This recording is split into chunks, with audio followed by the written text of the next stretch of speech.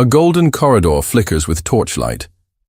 Yet in its silence a maid kneels, trembling hands sliding a tray of bread and cheese before the prince's door. She is a shadow in a palace of marble, while he, heir to the throne, sleeps behind walls guarded by arrogant courtiers who sneer at hunger and call cruelty discipline. Each night, she risks discovery, her eyes hollow with fear, her sacrifice unseen by the world that grinds her kind beneath polished boots. And when the prince finally uncovers the reason for her secret offerings, what he finds will shatter everything he thought he knew. Before we begin this beautiful period romance story, tell me in the comments where you're listening from. I love knowing where you're joining me from. Night settled heavily upon Madrid, the kind of silence that clung to the palace after the last echo of music and laughter faded from its gilded halls. The lamps along the great gallery glowed with faint, steady flames, while in the kitchens far below, servants scurried to extinguish the hearths. The royal household obeyed an invisible rhythm. The nobles retreated to their chambers, the guards began their patrols, and the servants who kept the vast machine alive moved like shadows in the dark. Among them was a figure smaller and quicker than the rest, her face half hidden beneath a kerchief. She had worked all day, kneading dough, fetching water, cleaning vessels that shone with stubborn grease. Yet as others drifted toward the sleeping quarters, she lingered. Her hands, still reddened by scrubbing, lifted a small wooden tray already prepared in secret. A loaf of bread, a wedge of cheese, a slice of roasted fowl saved from the evening's abundance. She paused, listening for footsteps. Then she began to climb. The service staircases wound narrow and steep, lit only by the occasional torch. Her shoes scarcely made a sound on the stone. Up she went, past storerooms, past the chapel door, past the hall where noble portraits stared down with cold authority. Her breath quickened, though not from the climb. This part of her journey never failed to stir fear, because where she was going, she did not belong. The corridors near the royal apartments were not meant for servants at night. The floors gleamed, the silence pressed down like judgment. She moved cautiously, keeping to the wall, clutching the tray close to her chest. At the last corner she stopped. The door she sought stood ahead, tall and dark, marked with a crest no servant dared to touch. The chamber of the prince. She lowered the tray carefully to the floor, every motion deliberate. The bread shifted, the cheese rolled slightly. She steadied them with trembling fingers. Then she straightened, gave a single glance to the closed door, and stepped back into the shadows. She did not knock. She never knocked. Her task complete, she vanished as silently as she had come, leaving behind her secret offering. The next morning, the prince noticed the tray. He had woken early before his valet arrived, a habit born of restlessness more than discipline. Pale light crept through the tall windows, throwing long shapes across the polished floor. And there it was, set neatly outside his door, untouched, as though some invisible hand had placed it in the night. At first, he thought nothing of it. Perhaps his valet had left it, or perhaps it was a forgotten gesture from the kitchens. But when the same sight greeted him again the next dawn, and again the day after that, suspicion began to stir. His life was measured, constrained by the demands of rank. Every meal, every hour, every word spoken to him was accounted for. Yet here was something outside the order of court, a mystery slipping past layers of watchful eyes. He did not like mysteries. "Did you leave this?" he asked his valet one morning, his voice sharp. The older man bowed, confused. "No, Your Highness. I prepared your breakfast as always. I would not presume to place food at your door without command." The prince studied the tray. The bread was fresh, not stale. The cheese cut cleanly, not hastily stolen. This was no accident. Whoever left it did so with intention, and that intention was not yet clear. The thought lingered with him through the day. At the council chamber, as ministers droned of taxes and conscriptions, his mind wandered to the quiet hallway outside his door. At supper with his mother, when she admonished him to sit straighter, to speak with authority, he found his gaze drawn to the servants bearing platters of game and fruit, wondering if one of them carried a secret. That night, he resolved to see for himself. The palace by night was a world apart from the bustle of day. Torches hissed along the corridors, and the guards' boots struck the marble with a steady rhythm. Within his chamber, the prince dismissed his valet early. He did not undress fully, but sat in the dim glow of a single candle, listening. His heart thudded with a restless beat, though he told himself it was mere curiosity, not unease. The hours stretched. From somewhere far below came the muffled clatter of pots being stacked, the laughter of servants finishing their labors. Then silence. Only the ticking of the clock on his mantle measured the passage of time. Midnight. A sound, the faintest scuff of shoes against stone. The prince rose noiselessly, moving to the door. He let his hand rest on the latch, waiting. The footsteps grew nearer, slow and cautious. Then a soft creak, the hinges of the outer door shifting as if touched by a careful hand. Through the narrow crack, he saw the shadow of a figure bending down. A tray came into view, lowered gently to the floor. In that moment, something tightened in his chest. It was not fear, nor anger, but a strange tension, as though the air itself had grown charged. He threw the door wide. The maid froze. Her eyes widened in shock, her face pale against the torchlight. The tray wobbled in her hands before she set it down quickly, as though completing the task might erase her trespass. For a heartbeat she seemed unable to breathe, unable even to move. The prince stood framed in the doorway, tall and severe in his nightcoat, his gaze fixed on her. Between them, on the floor, lay the tray, and neither spoke. The maid stands frozen at the prince's feet, the tray between them, with no possibility of escape. She did not run. Running would echo through the corridor and bring footsteps she could not withstand. She lowered her eyes to the polished floor, to the small tray between them, and gripped the edge to keep her hands from shaking. The silence wrote itself into her bones. "Forgive me," she whispered, and the words seemed too loud for such a narrow passage. "I meant no offense." The prince did not move. He stood like a question she could not answer. Candlelight from within his chamber spilled across the threshold and touched the hem of her skirt.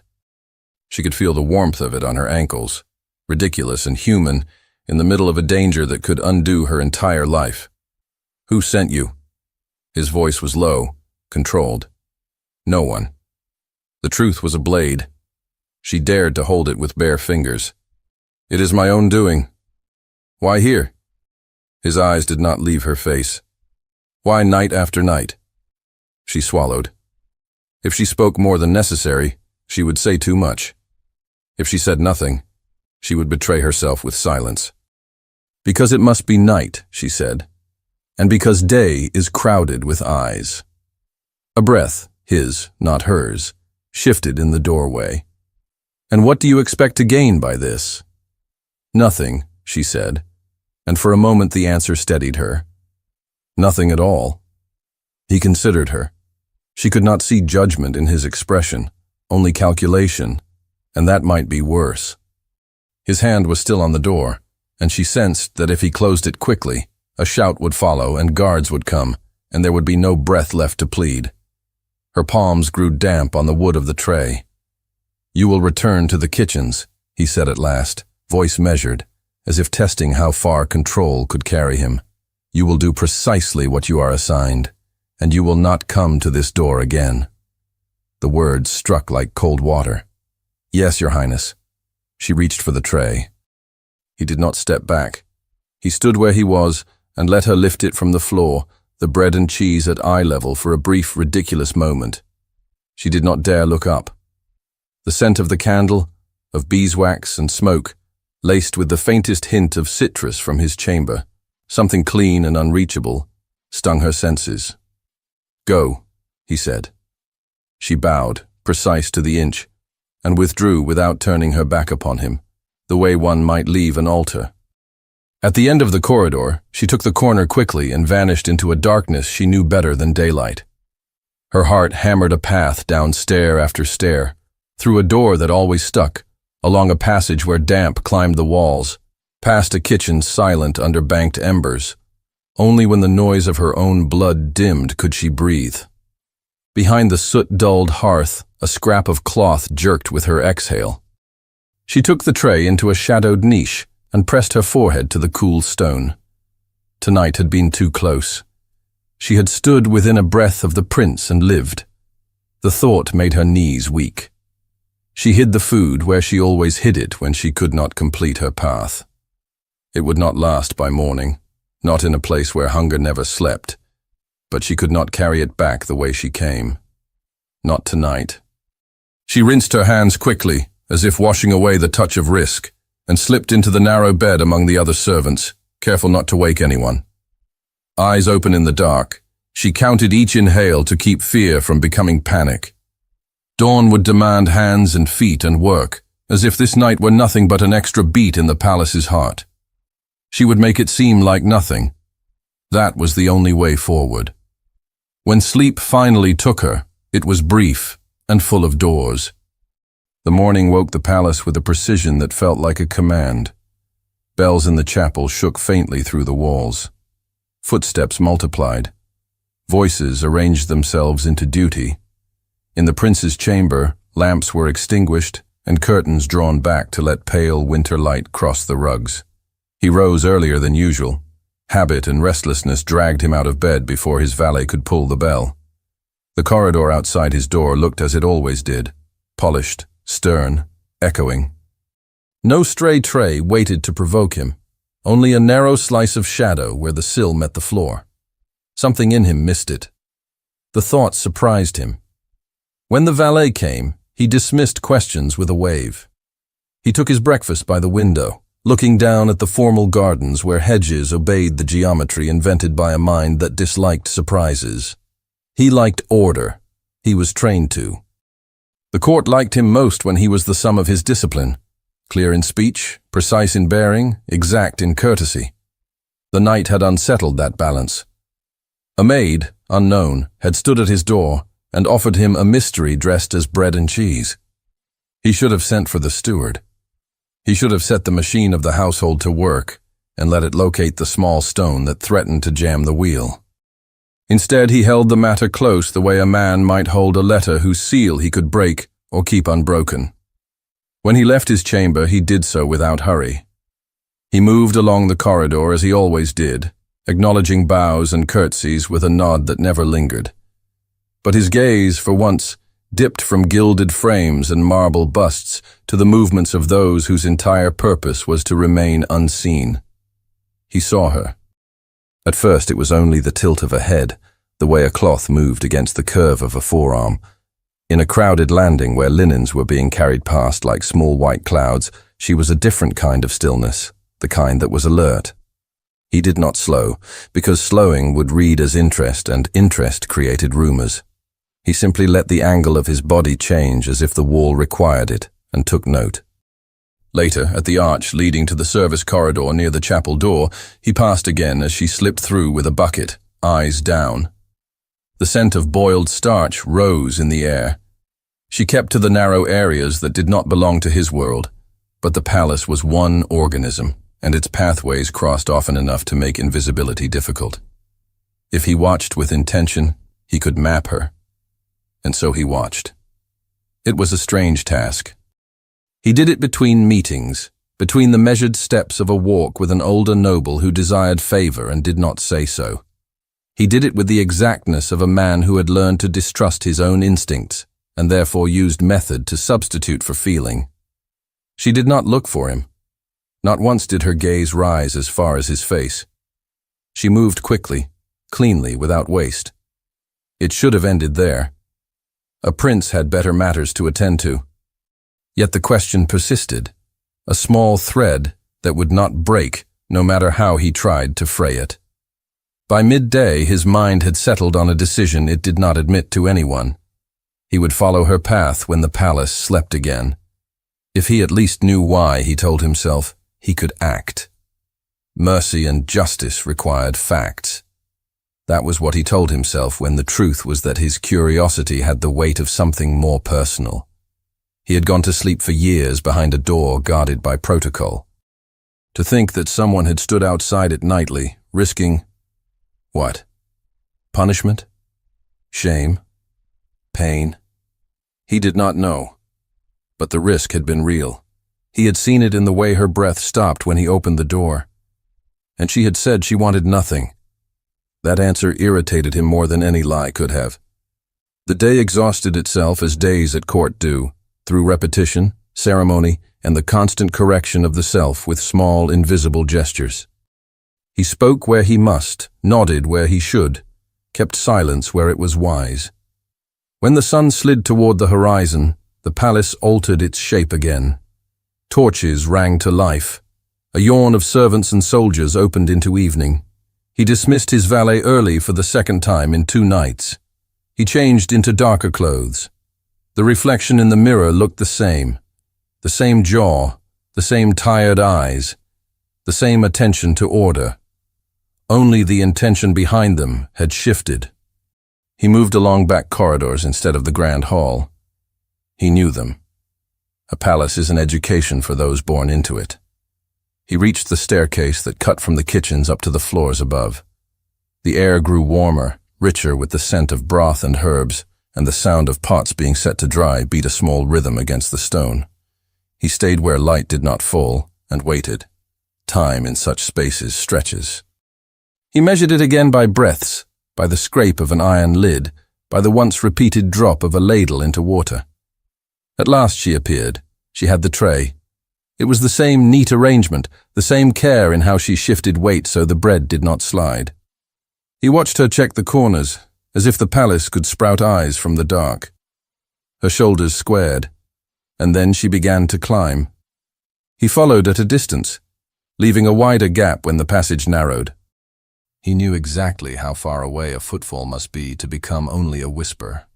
She took the first turn toward the royal floor, and then, without warning, she veered left, not toward his corridor, toward a wing that had fallen out of use when a suite had been remodeled, and no one with rank had found a reason to return to it. It was not a grand place. A tapestry hung crookedly over a section of wall where plaster had cracked years ago. The smell here was different too, less wax, more dust. He slowed as she did. She paused before the tapestry. She listened. It was not the listening of someone who feared being discovered alone. It was the listening of someone who feared for what she guarded. Then she lifted the lower edge of the tapestry, reached behind, and was gone. The prince stood still. A fiber brushed his knuckles where his hand had grazed the wall and left a thin smear of blue dye. He stepped closer, but he did not disturb anything.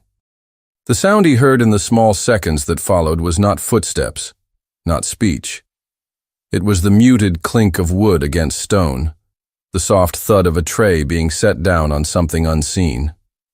Moments later, she emerged. Her hands were empty. Her face was heavy in a new way. Not the fear he had witnessed last night, but a weight that comes when a burden does not get lighter with habit. She glanced to the right and left, lowered the tapestry, and drew her breath in as if sealing a chest. He did not move until she had gone. He did not follow her beyond that point. He did not call to her across the dim hall. He stood there with his back against the cold, rough wall and understood that he had been wrong about the nature of the mystery. It was not about him. It was about something hidden where the palace's attention could not find it. He felt both relief and something darker, a displacement he did not have words for. He could have left it then. He could have told himself that the girl's secret was a small thing, not a threat to the realm, and therefore beneath his concern. But the location burned in his thoughts, a space inside the wall itself, a space no one had authorized, an absence that only a desperate person would fill. He returned to his chamber late and let the candle burn longer than it should. Sleep hovered at a distance and refused to settle. He replayed the angle of her shoulders before the tapestry lifted, the way her fingers curled inward a moment after she left whatever was behind that cloth. He found the movement again and again, the private habit of someone who had been carrying a fear and had not yet found a way to put it down. When he finally slept, it was with the decision made. He would go back. He would not drag servants, nor send orders, nor raise an alarm that would turn compassion into dust.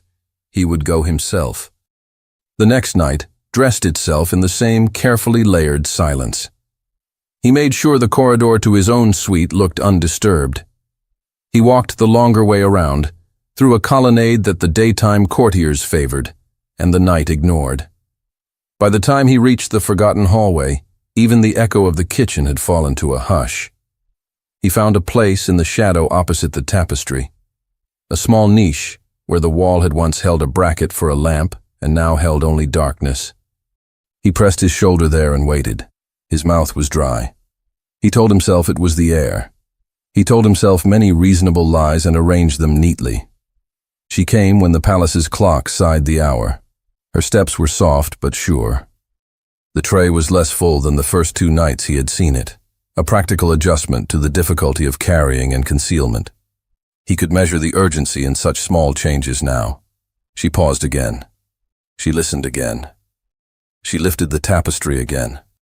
In one movement she slipped inside. He followed.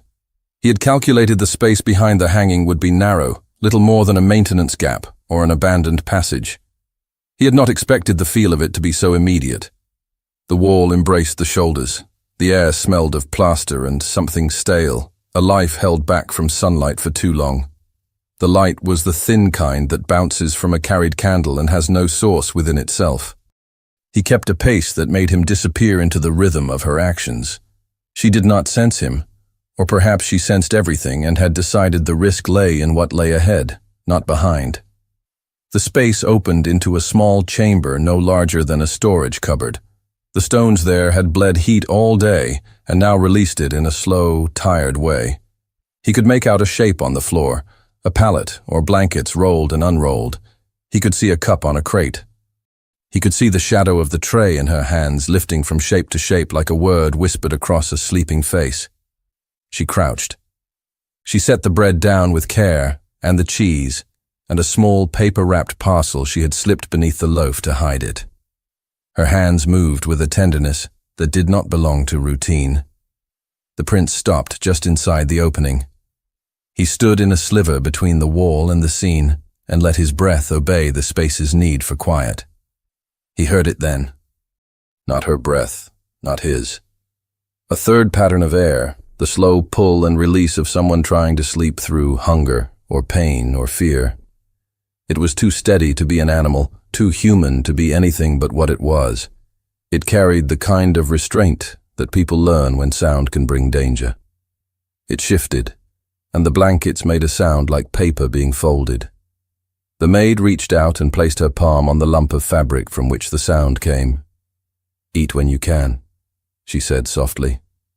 Slowly. "There is time tonight." The prince felt the heat in his face change direction, as if shame had its own temperature. He had followed to find a crime or a folly. He had found intention that his world would name a crime, and his heart could not. She rose. She turned. Her eyes met his not because she was looking for him, but because he occupied the doorway she had to pass through to leave. In that instant the space shrank, and the knowledge that someone else breathed within it drew tight around all 3 of them like a cinched rope. He put a finger to his lips. She did not scream. For a heartbeat, her body readied itself to fly backward into the chamber and put herself between him and what lay inside. He saw the small calculation in her pupils. He saw the separate pull of a different impulse. To plead. "Do you see?" she whispered. It was not a question and not an explanation. It was an acknowledgement that he had eyes, and that something within him might have been changed by using them. The shape in the blankets stirred again, weakly. A hand, a single hand, reached for the cup on the crate and missed it by an inch. Everything in the prince stiffened with the neat habit of rescue. He took 1 step forward and then stopped, because if he crossed into the light, her secret would be no longer a secret even to himself. He would have to name it in words that turned mercy into rebellion. He stood instead and let his throat work once, twice, and found no words that would not do harm. "Tomorrow?" he said. "I will be here tomorrow." Her breath caught, not with relief, with a fear that had learned to distrust hope. He stepped back into the narrow hall, giving her room to leave, and held the tapestry aside. She slipped through, small and swift, and together they lowered the fabric until it lay as it had before, an ordinary curtain over an ordinary wall in an ignored part of a palace that imagined itself entirely known. They did not speak again. They would not agree on what had happened if they tried to define it.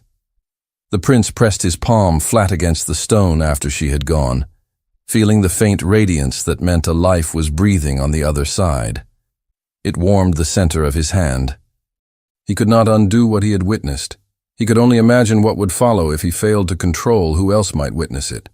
The palace learned secrets the way a forest learns fire, fast, through small, dry connections. One careless word, one curious glance, one slight misplacement of a tray, and the whole scaffolding of silence would burn. He drew a breath that felt like a decision. In the darkness behind the tapestry, a small sound came again, then steadied, the quiet rhythm of another's survival drawing its line through the night. The prince discovers that the maid is secretly feeding a hidden figure within the walls of the palace. He did not return to his chamber at once. He stood with his palm pressed to the stone until the warmth faded from his skin and the line of his breath found its old rhythm. The corridor beyond the tapestry remained quiet, an ordinary stretch of wall claiming nothing. In his chest, something argued for the clear road. Wake the guard, order a search, call it loyalty. Another voice, older and lonelier, said that sometimes duty begins with silence. He chose silence. On the walk back to his rooms, he rehearsed sentences he would never say in a council chamber, words that admitted fear without shame, words that allowed tenderness to exist inside a palace that prized restraint. By the time his hand closed around his own door, those sentences had already been sealed away. What remained was a single promise he had given without thinking. Tomorrow. Inside, the chamber's air felt thinner. He dismissed the valet with a nod he had practiced since boyhood, let the candle burn lower, and stood by the window. The gardens below were a geometry of sleep. He could not convince his thoughts to align themselves so neatly. He saw again the failed reach of a hand toward a cup. He saw the maid's palm settle over a mound of blankets, as if her touch could quiet the world. He had not asked who it was. He had not needed to yet. The truth had the shape of a human body and the weight of a risk that would crush her if released in the wrong direction. He slept only when the candle gave up. Dreams came as a procession of doors that would not open or would not close. Dawn arrived with bells that felt sharper than usual. The valet's quiet efficiency restored the room to order around him. He let himself be dressed and endured the small fuss over a nick on his knuckle left by the tapestry's rough edge. No one asked where the blue trace of dye had come from. It washed away under water that steamed faintly in the cold light. He left his chamber at his usual hour. Habit protects men like armor. Yet his eyes were not on the tapestry-laden halls this morning. They were on the seams, where the palace hid its labor, the joints of doors that led to service passages, the corners where brooms stood, the narrow stairs that climbed without glory. He carried his decision with the care of a breakable thing. He found her in a corridor near the chapel door, carrying a bundle of folded linens. She did not lift her gaze. Even when he stepped close enough that his scent, citrus and soap, touched the air between them, she looked only at the space between his shoes and the hem of her skirt. "Walk with me," he said softly. Her fingers tightened on the cloth. "Your Highness, I have—" "Walk with me," he said again, and the repetition held no threat, only insistence. She fell into step a half-pace behind, exactly as protocol demanded. He led them along a quiet passage where drafts made the lamps gutter, and no one with rank lingered. They stopped at a window set deep in the wall where the light fell gentle and gray. "Tell me," he said. Who breathes behind that cloth? Her throat moved once. She swallowed the reflex of refusal. My brother. He had thought so. Hearing it made the decision heavier and clearer at once. How long? Since the last levy. Her voice barely rose above the sound of the draft. He was taken. He ran. I found him outside the kitchens 3 nights later. He could not stand. You hid him in the palace. He let neither admiration nor censure color the words. He kept them level, the way one places a glass on a table without spilling it. In the only place I had where eyes do not always look, she said. Behind a wall no one cares to touch. What did he see? The prince asked. That made him run. She stared at the linen in her arms, as if it could answer for her. Men can be made to do things they would never do, if hungry enough and frightened long enough. He was already not himself when they brought him to the square. When he came back to me, there was blood on his shirt and he would not speak. He had a fever that burned his name away for a day and a night. And you brought him to the palace, he said again, and this time a breath of something like wonder entered the words despite him. The fabric pressed an imprint into her fingers. I brought him where I knew every creak and shadow, where I could count footsteps, where I could pass without being seen, because that is my work. The window let a pale beam fall across her cheek. He studied the line it drew, finding in it the quiet stubbornness of someone who has endured long enough to be mistaken for calm. You understand what will happen if the wrong person finds him, he said. Yes. You understand what will happen to you. Her eyes lifted for the first time. They were not pleading. They were simple and defiant at once. Yes. He took a breath that felt as if it had been held for years. Then hear me. You will take less food. You will change nothing else. I will take notice of who takes notice. Her brow drew the smallest measure closer. You will not call the guard. I will not, he said. Why? There was no gratitude in the question, only prudence. Because I do not yet know what justice looks like in this, he said. And because last night I saw your hand on a blanket and remembered that there is such a thing as mercy within these walls, even when we pretend otherwise. The corner of her mouth tensed as if stopping a sound. Not a sob. Something more dangerous. A laugh at the idea that mercy could belong to marble and gold. She bowed her head a fraction. The gesture had the texture of acceptance, not trust. A step sounded at the far end of the corridor. She shifted the linen higher instantly and took a pace backward that returned her to her role. A steward appeared, all tidy efficiency, and eyes that noticed if a candle burned too long. He bowed. The prince answered with the small nod reserved for those who ensured the palace continued to function and therefore held a power no one named. Your Highness, the steward said, the inventory of the pantry shows irregularities. What sort? The prince asked, bored. Bread and meat, small amounts. Repeating, we will tighten the count. Do so, he said. Waste is an irritant. The steward inclined his head again, but his gaze slid over the maid as one measures a seam. She had become a shape behind cloth. When he turned away, the prince let his breath leave slowly. Be careful, he said to her, so quietly it might have been the draft speaking. She moved past him, each step correct, each gesture bland. Only the fine tremor at the edge of the linen told the truth. In the kitchen that afternoon, the carbon of the old hearth clung to the air and to hair and skin. She kept her head down and her hands busy. She cut and stirred and scrubbed and measured without error. Around her, voices remarked on nothing unusual. They traded the weather and the way a sleeve had torn and whether the new soap was as good as the old. Yet underneath, another current moved. Who keeps cutting the cheese smaller? A cook muttered without heat. Leave me enough to plate without shame. There are always crumbs on that flight of stairs now, a scullion said, eager. Like a trail. Rats grow braver when winter holds, someone else replied. Mind your work. She breathed through her mouth to steady herself. The tray she had not carried last night sat scrubbed clean in the corner. She could still feel the wooden rim dig into her palm when she closed her hand to lift the pot in front of her. When she looked up accidentally, the steward's figure passed the door, not turning. She watched his shoes vanish. Her heart resumed only once he was gone. She finished her day without mistake. She did not linger where he might find her. She did not seek him. The promise he had given could not be leaned on. It had to be held lightly, like a thread that would snap if pulled. Dusk came early as it does when clouds mass. The palace rearranged itself into night's measured quiet again. She counted the minutes by tasks. Rake the coals, wash the last pot, wring cloths, lay knives to dry.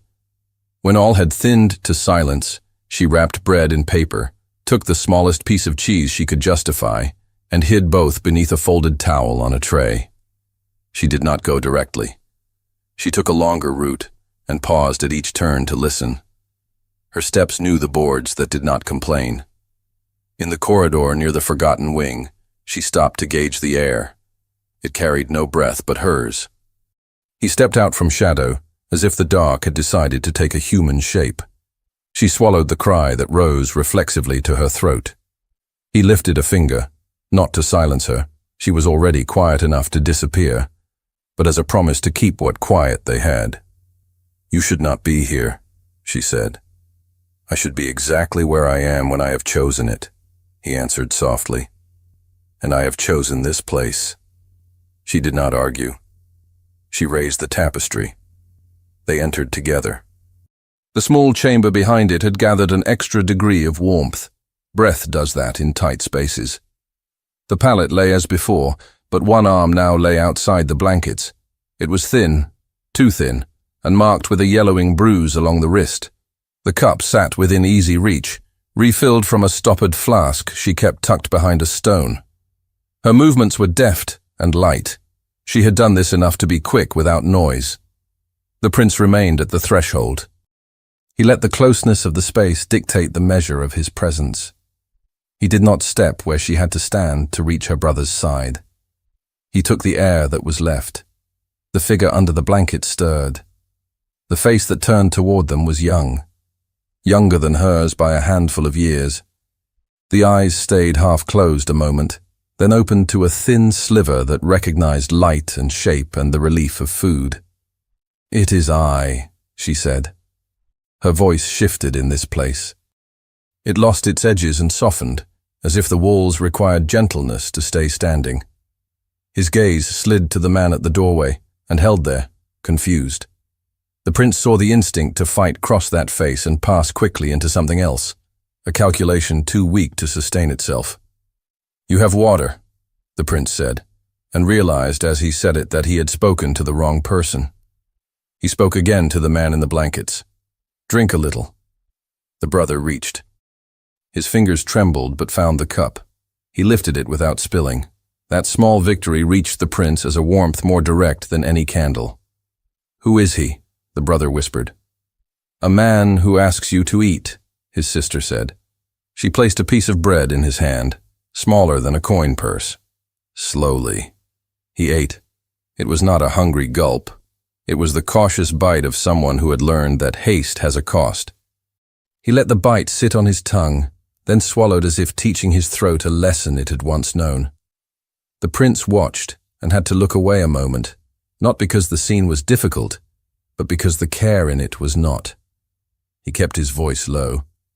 "How long can you keep him here without being seen?" "As long as I am careful," she said. "Care is not armor," he replied. "It is what I have."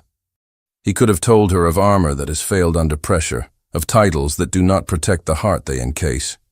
He said instead, "The pantry is being counted. The steward notes crumbs.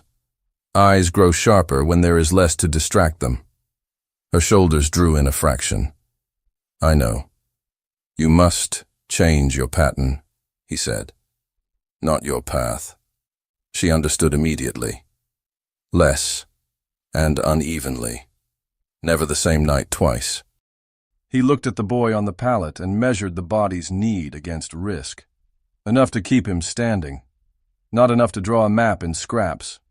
The brother's gaze moved between them as if following a game he did not know the rules to. He swallowed another bite. I did not want to come here, and the voice held apology without self-pity.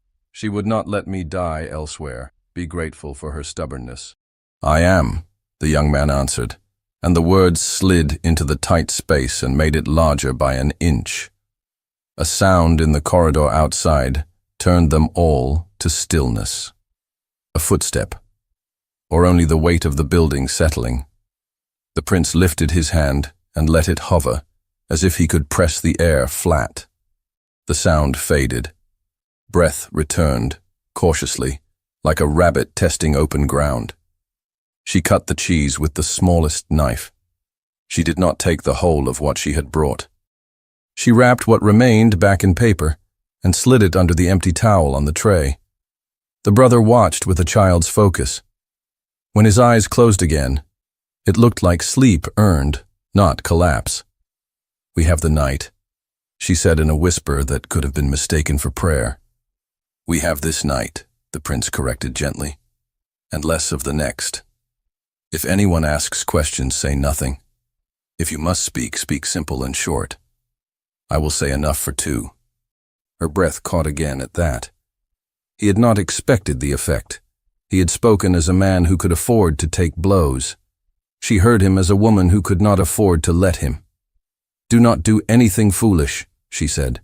I have begun already, he said, without humor. She lowered her gaze. He wanted to ask her name then, an absurd impulse. Names become levers.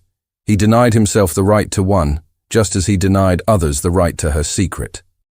He watched instead the way she touched the edge of the blanket one last time before they left, like a seal set on a letter. They slipped out. The tapestry fell into place, heavy and quiet. In the corridor, the night resumed its stern face. When he walked back toward his own quarters, he saw a figure at the far end of the hall. The steward again, or another of his kind, taking the measure of a space. The man knelt and touched the floor with 2 fingers. He brought them to his nose, then set them on the wall. Dust coated them gray. He studied the smear with the devotion of a monk reading a marginal note. The prince passed him with a softness that did not arise from fear, but from strategy. The man stood and bowed, and made no comment. His eyes, though, held questions that multiplied too quickly. In the morning, whispers had found their way out of the kitchens and into the corners of the public rooms. Not as stories yet. As cautious observations that sought a listener capable of turning them into commands. A guard mentioned to another that a candle stub had been found burned down to nothing in a passage where no one had orders to pass. A woman who swept the grand stair remarked that the dust near a certain wing never settled. Tongues placed words like stones from which others might build. He endured a meeting where numbers and duties piled upon each other. His mother sat like a sentence no one could appeal. She watched him as one watches a horse for signs of weakness, waiting for a flaw to become a habit. He kept his back straight and his answers precise. When the meeting ended, she did not dismiss him at once. "You are restless," she said, not unkindly. "I am attentive," he replied. "Do not play with the household," she said. "A palace is not a garden for princes to rearrange when they escape boredom. The household runs as it should," he said. "See that it continues to," she answered. He bowed. The exchange would have read as ordinary to anyone else. Only he felt its edges. She had scented movement she could not name. She would set others to find the shape of it. By afternoon he could not remain where he was most visible. He walked where men of his rank do not linger, under the pretense of noticing for the first time the places where the palace breathes. A chamberlain fell into step beside him. It was an old habit between power and its agents. "Your Highness," the man said, voice pleasant, "there are matters of order that would benefit from your eye." "What sort?" the prince asked. "Small things that, taken together, produce a draft," the chamberlain said with a smile that did not reach his eyes. "In the older wing near your suite. Drafts are common in old places," And improprieties are less so, the chamberlain replied, just as pleasantly. They walked. They looked at nothing and everything. When they parted, the prince stood in a quiet hall and let his fingers rest lightly on the strip of tapestry fringe closest to him. It felt like a thread that could either hold or saw through skin. Night would come again. He would have to decide whether to move them. He did not know where. The idea was a wall with no door. He went to the kitchens to look without seeming to. He found the tray she favored clean and set aside. He found no sign of panic in her movements, only care. When he returned to his chambers, a knock in the precise rhythm of the household summoned his attention. He opened the door to the chamberlain, whose face had discarded gentleness in favor of duty's plain shape. "The Queen Mother has ordered an inspection of the unused wings near your quarters at first light tomorrow." The announcement hung in the air after the chamberlain left, and the room lost a degree of warmth that no fire could restore. The prince stood still in the center of his chamber until the candle's flame steadied. First light tomorrow. The words turned into counting, hours, not days. He went to the window and found the sky a flat dark that gave nothing away. He had told himself there would be time to think, to plan, to choose between bad paths and worse ones. Now time had been folded small and set before him like a test. He remembered the small chamber behind the tapestry, the breath of a person near sleep, the way her hand had settled on the blanket, as if it could teach the world gentleness. He remembered the steward's eyes measuring dust. He saw the net tightening even where the palace's face remained serene. He reached for his coat. He did not ring. He left his chamber and sent his steps into the quiet that knits together the palace at night. Guards passed him, saluted. He dismissed them with a nod he had honed to reveal nothing. He took the longer route to the forgotten wing, moving with purpose but without haste. Running brings questions. Questions bring company. The tapestry met him in the same place, pretending to be only decoration. He slipped behind it and into the narrow passage. The air was close, held between stone and time. At the small chamber he paused and listened. She was there. Her whisper did not startle. It matched the space. "They come at dawn." "I know," he said. The candle showed her face. Tired, set. She had pulled her brother's pallet tighter against the warmest part of the wall. The boy's eyes were open and filmed with fever, but his hand found hers on the blanket without looking. "We cannot move him far," she said. "He cannot stand long. He burns and shivers and burns again."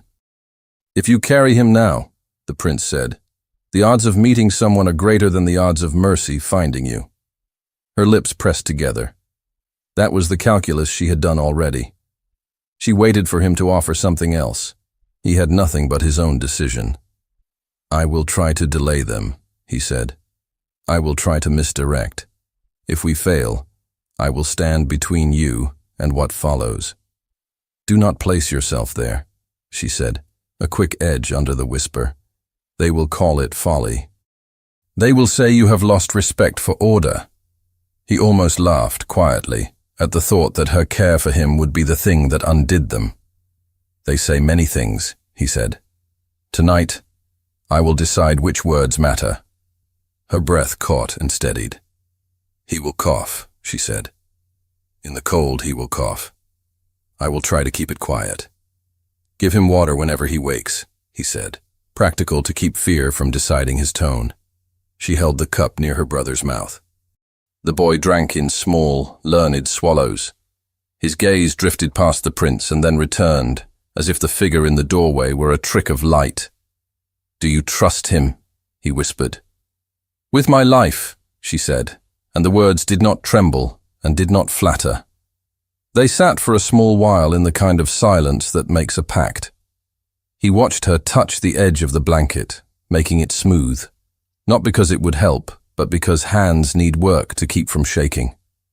He felt the urge to put his hand over hers, and knew that any contact now would turn them both into something they could not use when morning came. He took in a breath that did not land where he wanted it to. He stepped back. "When the light changes, listen," he said. If they begin 3 halls away, you may have a little grace. If they begin here, do not waste the first seconds on fear. Use them on thought. She drew a breath that carried steadiness and despair in equal measure.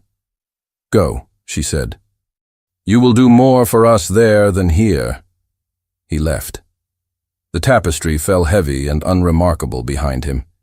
He did not go back to his bed. Sleep would fold him wrong and spit him out weaker. He went to the small writing table in his chamber and folded a sheet of paper in half and in half again until it was a square he could hide inside his palm. He wrote no words. Words leave trails. He used it only to remind himself of the shape of quiet decisions. Defend, delay, divert. He pressed the paper flat and put it in his pocket, a useless charm that lent his hand purpose when he could not control the rest. The palace began to stir, while the windows were still grey. Servants rose with the discipline of those who cannot afford to miss a bell. The smell of damp stone gave way to the faintest breath of smoke as hearths were coaxed awake. The prince dressed without help. He opened his door to a corridor that pretended it had not heard the chamberlain's news. He did not wait to be summoned. He sought the steward where he worked best, in motion. He found him on the stairs near the pantry, his hand already on his ledgers like a man who trusts numbers more than people. You will conduct the inspection yourself, the prince said quietly, falling into step beside him. You will start in the oldest storehouses and count the locks as well as the shelves. Draft is your enemy. Say so loudly. The steward blinked once, surprised to be addressed so early by a man who rarely intruded on the domestic side of power. He bowed. As your highness commands. And you will tell the men to mind the mortar in the older wing, the prince added. Tapestries cover cracks that widen when prodded. A careless hand can make a wall fall. The steward's head tilted, interest sharpened by potential failure. I will warn them. They reached the landing where the chamberlain waited with brisk efficiency and a small cluster of men. The chamberlain bowed. Your Highness, he said with satisfaction, you honor us with your presence. I prefer a palace without drafts, the prince said, as if the inspection were his idea and his whim. Then you will be pleased, the chamberlain replied lightly. We will leave no corner comforted by neglect. The prince saw the way he used the word corner and understood the shape of the man's suspicion. He smiled without showing teeth. See that you do not wake old stones into anger. The party moved. They began, as he had directed, in a room whose door had not been opened for months, where the air held the ghost of stored apples and the floor caught every footfall with a small complaint. The steward counted locks. He measured the number of shelves and the number of empty jars. He called out fractions and names. Men began to feel the weight of procedure slide onto their shoulders, and their pace took on the rhythm of duty, not hunt. The prince kept them there as long as he could without being obvious. He pointed to a crack in plaster. He asked for linen on a window whose draft could be blamed for a headache. He redirected a man who reached by instinct for a rusted hook. Each minute one felt small and vital. But the palace had more than one will at work. As the steward closed his ledger on the second store and prepared to move to the third, the air changed. It was not sound. It was not light. It was the way presence enlarges a space without announcing itself. The Queen Mother came. She did not need many attendants to draw the eye. She wore mourning-like armor, simple and exact, and gave the impression that the sun had waited for her to appear before starting the day. She surveyed the cluster of men, the prince among them, with the cool assessment of someone who knows how to name outcomes. Good morning, she said. Majesty, the chamberlain murmured, bowing much lower than he had for the prince. She let her gaze rest on her son. We will proceed. The prince did not argue in words. He sidestepped to walk beside her, setting a pace that looked like deference and functioned as drag. He pointed at a window that no longer opened. He drew her attention to a faded portrait, whose gilt shed flakes that could be mistaken for dust. She indulged him for 3 steps. Then she lifted her hand and the men behind her spread out with a precision that undid his patient delay. "Tapestries," she said. A man reached for the first heavy hanging. He lifted it aside and found only blank wall. Another did the same 2 doors down. Dust released itself into the air and made throats scratch. The prince calculated distance. The tapestry, he feared, was 8 lengths away. He counted 5, raised and lowered again. He considered whether to invent a hazard. The chamberlain's pleasant face had lost its softness. His eyes were watching for the thing that would confirm a suspicion and cement his usefulness. "Careful with the older cloth," the prince said, too late to change the momentum. "The dye—" The warning finished itself in his mouth, without touching ears already committed to a different outcome. The 7th tapestry rose. Nothing. The 8th. A roughness caught on the man's hand. The tapestry came away from the wall in a way that meant a hand had worked that edge more often than dust would account for. The air behind it was warmer by a breath. "There," the chamberlain said, quiet and satisfied. The Queen Mother did not flinch. "Open it," she said. The man lifted the fabric. The narrow gap revealed itself like a mouth. The prince stepped forward as one who should see danger first, and paused not to stage delay, but because sound came from inside at exactly the wrong moment. A cough, smothered too late. The man nearest the gap went in at once. Another followed. The passage swallowed them, and a heartbeat later fed them back with a pale face between them. The maid stumbled over the threshold with her hands raised not in surrender but in supplication. Her dress had collected dust along the hem. Her hair had loosed its tie. Behind her, a second pair of men bent to lift a body that was more bone than weight. "No," she said, and the word expanded in the small circle of air as if it could become a shield. "Please, no." The chamberlain's mouth did not move when he smiled. He had what he had come for. The Queen Mother's gaze remained level, as if the exact form of the failure in her household did not change the fact that it was failure. "Bring them out," she said. The corridor drew back to make room. Servants who had not dared to come near before drifted into the edges like moths. The prince stepped forward. The maid's eyes found him at once, and changed shape in a way that would look like nothing to anyone else. Not gratitude, not hope, not relief. Recognition, heavy as truth. The men carried the brother with the care one sometimes shows to things that can break. His head lolled. The air bit his throat. The attempt at breath became the cough that had betrayed him. The steward's eyes flicked to the flakes of crust near the pallet inside and then to the tray under the towel, and the ledger in his head tallied its proof. "Who sanctioned this?" the Queen Mother asked, speaking to the air and letting the question choose its target. "No one," the maid said, voice shaking and steady at once. "I did what no one would permit." The chamberlain's gaze slid toward the prince in a movement small enough to deny if challenged. The Queen Mother ignored it.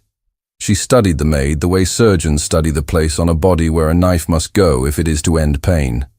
The corridor waited without breath. "Take them," she said at last, "to the great hall." The hall received them with the cold dignity of stone that has echoed too often with voices that decide fates.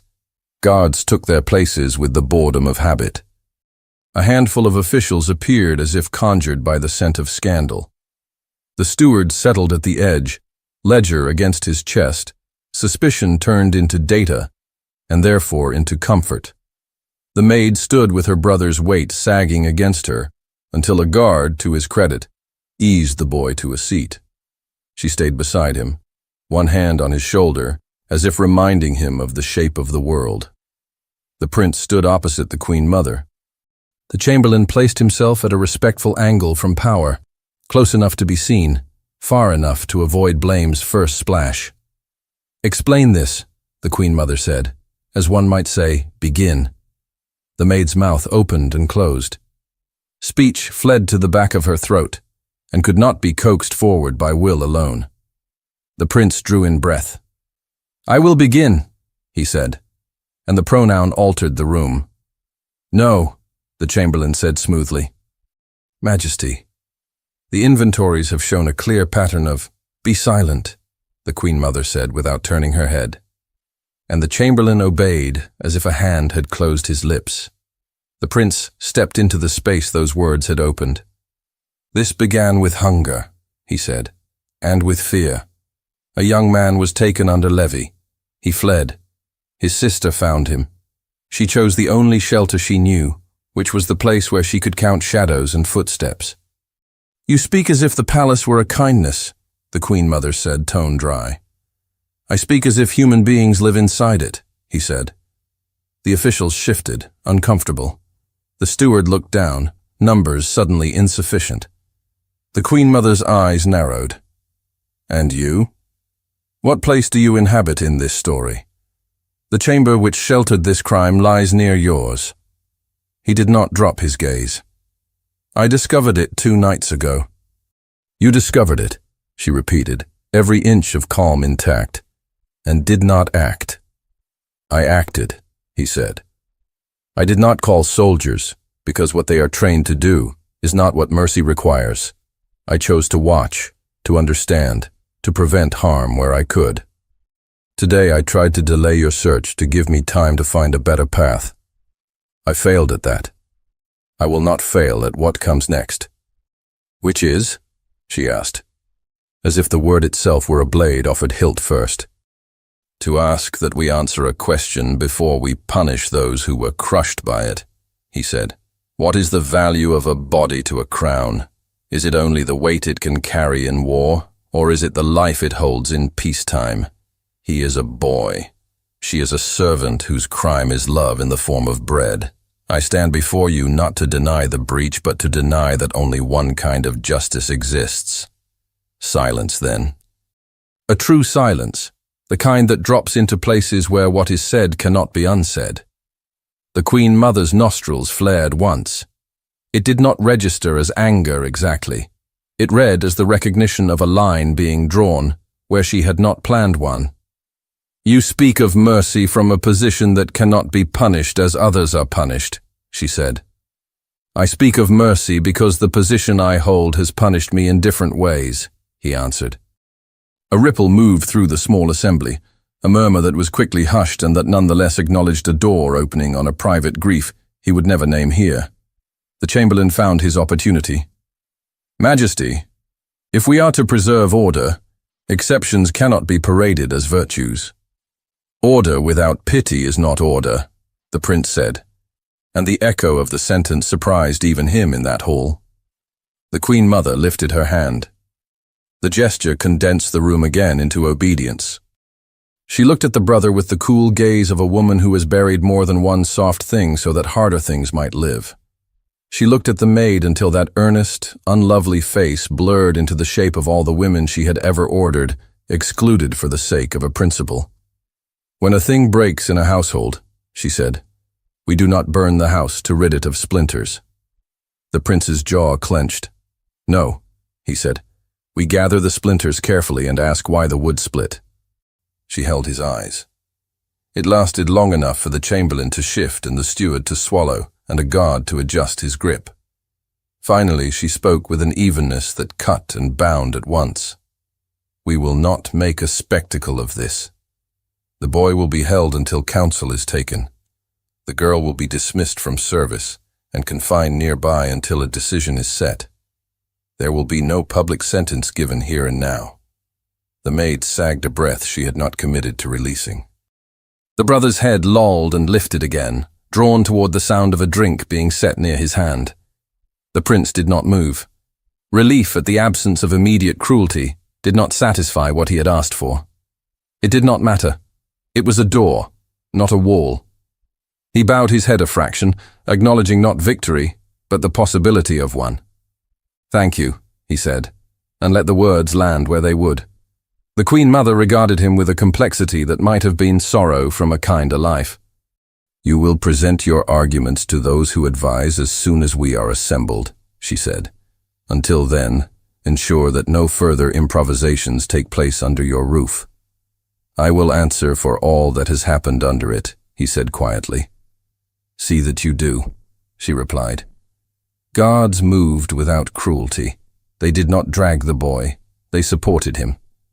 One stood near the maid and did not put a hand on her. She put her palm against her brother's shoulder, a touch as light as breath, and looked once at the prince. It was not a plea. It was a recognition of a line that had been crossed in the open, and of the cost to him of stepping over it. He inclined his head. It was a promise, not a courtesy. The hall emptied in degrees. The chamberlain left with the air of a man who has gathered exactly as much rope as he can use later. The steward closed his ledger over dust that had become evidence and now needed to be rewritten in a kinder ink.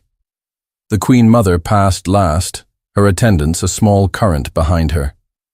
The prince remained a moment in the space that had held judgment. He felt the stone under his feet, the cold weight of the building, the subtle shift of all the eyes that had seen him set himself in the path of a blow. He breathed once, deep enough to find steadiness again. Then he turned and walked toward the corridor that would lead him to whatever arguing a son could do within a kingdom that had its own unyielding voice. He found the council gathered in a smaller chamber off the great hall, a room the palace used when the talk would bruise rather than break. The windows were high and mean with light. A long table held more ink than bread. The Queen Mother sat at the head, hands folded, the picture of order. The chamberlain stood at her right, a shade behind, his face arranged into usefulness. The steward waited with his ledger shut, as if numbers might be courted by silence. The prince did not ask to speak. He took the seat opposite his mother and let his posture hold what his words would risk. He felt the pulse in his throat and refused to let it accelerate his tone. "This is not a matter for spectacle," the Queen Mother said without preamble. "It will be handled with discretion. If you have arguments, present them quickly and plainly." He nodded once. "The boy is young and ill. The girl has committed a crime of shelter, not advantage. If we make a show of breaking them, we teach the household to hide its pity better, not to be virtuous." The chamberlain's smile thinned. "Majesty, we cannot educate a palace with exceptions. The levy depends upon the crown's capacity to command without being hated," the prince said, turning to him and then back to his mother. "A boy hanged for running will not increase our strength. He will feed resentment. A boy spared under terms will caution others without teaching them despair is the only answer." The Queen Mother inclined her head a fraction. "Terms. Service," he said. "Supervised. Away from the capital, where tongues are sharpest. Hard labor, yes, because consequences must be visible, but within a structure that keeps him breathing. A royal estate in the countryside. He will not be free to walk where he pleases, but he will not be destroyed in the name of warning others." "What of the girl?" the chamberlain asked. "She used the palace as a shield." "She is dismissed from service," the prince said, steady. "She loses her place and her wage, which is punishment enough for a woman with no dowry and no protector, no lash, no cell. She leaves at dawn with her brother and goes where the crown assigns him. Let her labor near him, under the same watch, so that the burden she took upon herself becomes work instead of shame." The steward cleared his throat. "Your Highness, there are expenses to account for. 2 mouths where we intended to feed one." The prince's mouth almost hardened into disdain, but he held the line of courtesy. "Take them from my household stipend for the year. Have your numbers. I will have the outcome." A pause opened. The Queen Mother's gaze did not leave his face. "You will attach your name to this?" "Yes. And if it is questioned?" "I will answer with mine." Silence pressed like a palm on the table. It was not the silence of agreement. It was the silence that considers weight. The chamberlain spoke softly, a last attempt to bend the line. "Majesty, compassion has a way of multiplying itself into trouble. If the boy runs again, your leniency makes a liar of the crown." "Then make the prince the guarantor," the steward said unexpectedly, words slipping out before he had time to dress them. He flushed, but did not retract them. "If the boy runs again, it will be the prince's shame to answer." The Queen Mother looked from one man to the other, then back to her son. "You accept this?" He did not glance away. "I do." "What do you think you are saving?" she asked, quiet enough that the question reached only the length of the table. "Not a legacy," he said. "Not a name. A life. 2. "And your soul," she said, more softly still, a remark with a needle in it. "If such a thing can be served by acts," he answered, not flinching. She laid her fingertips on the table and lifted them again, as if measuring the texture of wood. "So be it," she said. "The boy is assigned to supervised labor on a royal estate. Records will reflect that he serves the crown there until he earns trust. The girl is dismissed from the household, but not otherwise punished. She may accompany him as a worker, subject to the same supervision. The prince's name sponsors this arrangement." The chamberlain accepted the decision with a bow that hid irritation in the angle. The steward opened his ledger without sighing and made a note, numbers reassembling themselves around a compromise. The prince inclined his head. He had won less than he wanted, and more than he feared he would lose. He did not gloat. Gloating would cheapen what had been preserved. "Send word at once," the Queen Mother said. "They leave at dawn. I will not have them paraded through the day like a lesson. We will do this in the hour when the city does not look." He stood. She stood. For a moment, they were mother and son, without the table between them, without the armor of rank. Something passed over her features that resembled fatigue, or memory, or both. "Do not mistake this for indulgence," she said. "I do not," he said. "I call it courage." She did not answer. She turned away first, which in this room meant he had been granted something no ink could record. He left before the chamberlain could find an excuse to walk at his shoulder. In the corridor, the air felt thinner, easier to breathe. He did not go to his rooms. He went where warmth remained when the rest of the palace cooled. The kitchen doors opened to the old breath of the hearth. The great oven's heat had been let down for the night, but coals still held a dusky glow. A guard stood near the entrance and made room for him without comment. The gesture said everything. The command had already been passed. The line between penalty and mercy had already been drawn. She was there. Not confined in a cage or pressed into a corner, but seated on a low stool near the banked fire, hands folded over an empty apron that bore the faint marks of years of work. Her hair was tidy again. Someone had handed her a cup of broth. It sat untasted on the table beside her. The guard kept his eyes on the far wall. The kitchen itself had arranged its silence like a shield so that nothing would be overheard unless it was meant to be. He stepped into that soft ring of space. The light found the planes of his face and softened them. She rose because her body had learned to do that whenever he drew near, and then stopped herself, because something in his expression said this was not a moment for hierarchy. "It is decided," he said. She did not breathe for a heartbeat. "Say it plain." He did. "He serves on a royal estate under watch. No noose, no cell. You are dismissed from the household.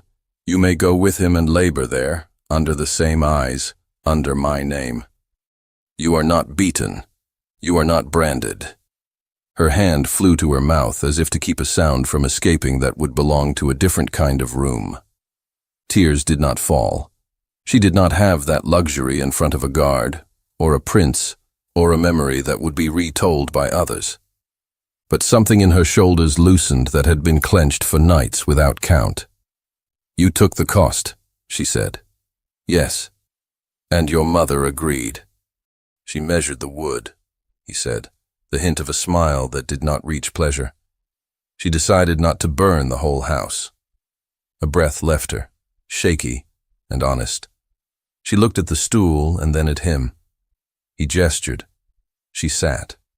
He did not take a chair. He remained standing, as if the role would restrain the rest of him from saying what he should not say. "Thank you," she said frankly, no flourish in it. "Not for me alone." "Yes, for you also," he replied. "We do not need to pretend otherwise." The guard shifted his weight once, a soft scrape on stone. and then was still again. The world beyond the kitchen shortened to a corridor no one would walk this hour. The coals gave off a smell like old bread and iron. He reached for a small wooden tray set near the hearth. It was clean. It had been scrubbed by careful hands, corners dried with cloth so that no damp would warp it.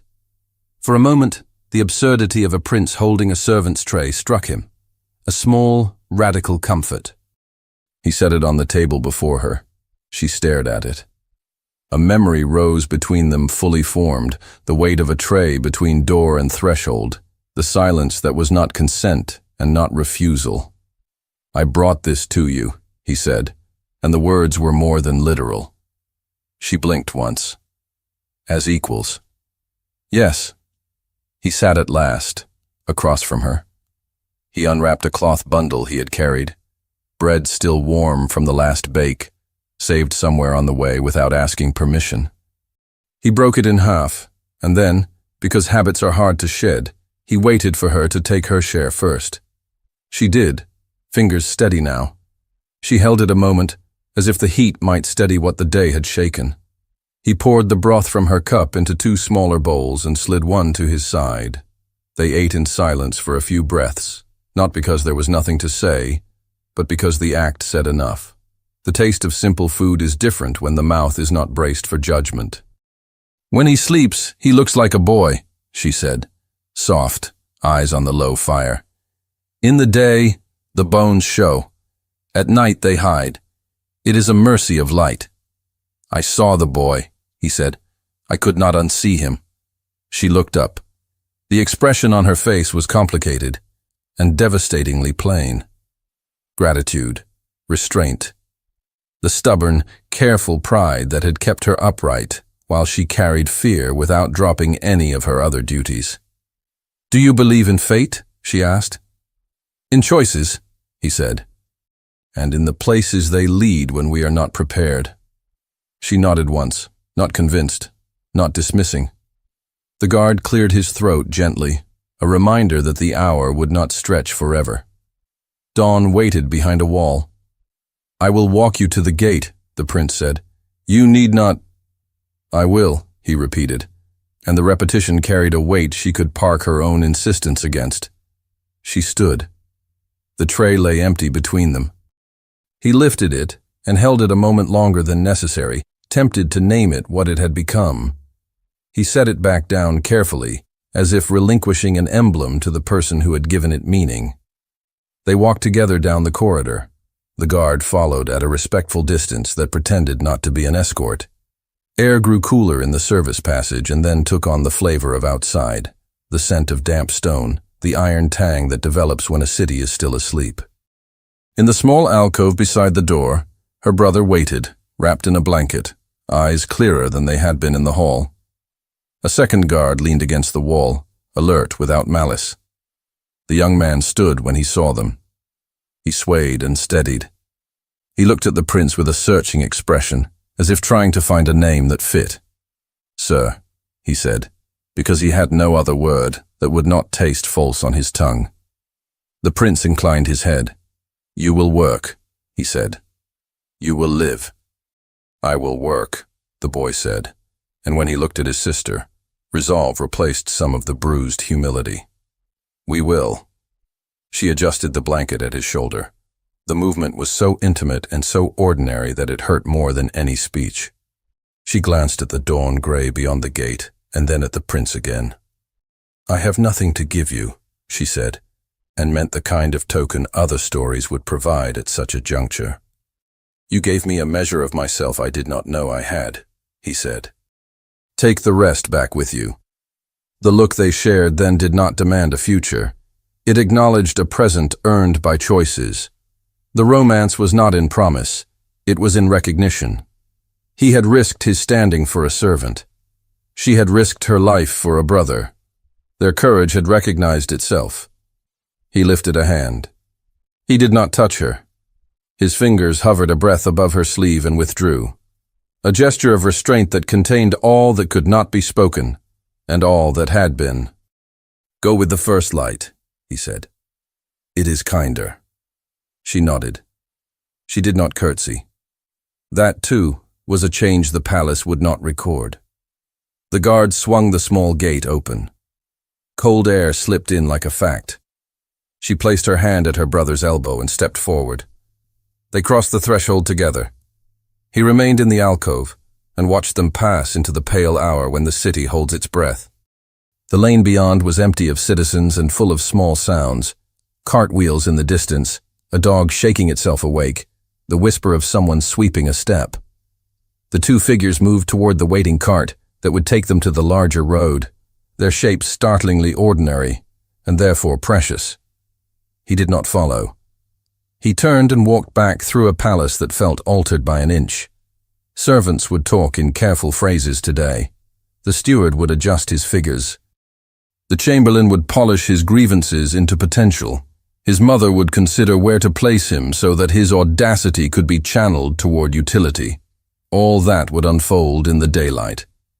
For now, he climbed the last flight of stairs to his own corridor. The scent of beeswax lingered where the lamps had been trimmed. The silence held no threat. Outside his door, at the place where wood meets stone, a tray waited. Empty. He stopped, and something warm rose through the ache the night had left in his bones. He bent, lifted it with both hands, and understood that emptiness can be full when it is chosen. He carried the tray inside, set it on his table, and left the door open to the morning, which arrived like a promise kept. Thank you so much for listening to this story all the way to the end. We hope it moved you as much as it moved us while telling it. We'd love to hear your thoughts. Leave us a comment telling us where you're listening from and what you like the most. Rate this story from 0 to 10. What score would you give it? If you enjoyed this story, don't forget to subscribe to the channel and leave a like as a show of support. That really motivates us to keep creating and sharing more stories full of emotion and life lessons. And before we go, we want to remind you that an exciting and heartwarming story recommendation will appear on the final screen. If you'd like to enjoy it, just click on the video. Thank you once again for being here, and we'll see you in the next story.